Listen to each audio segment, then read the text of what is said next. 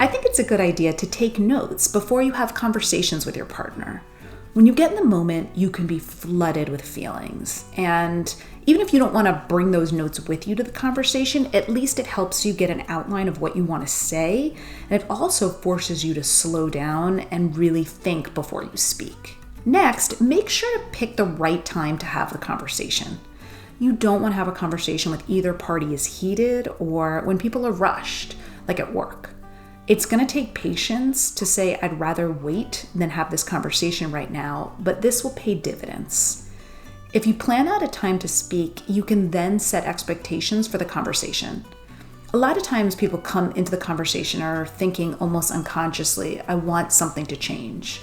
And I always tell people the conversation is really about you, not about the thing that you want. You're simply voicing your concerns rather than expecting change. And the expectation can set us up for resentment. So that's why we just want to go in really focusing on what we want to say. It's the most important that you feel seen by your partner and are able to have a voice in the relationship. The other change is going to happen over time.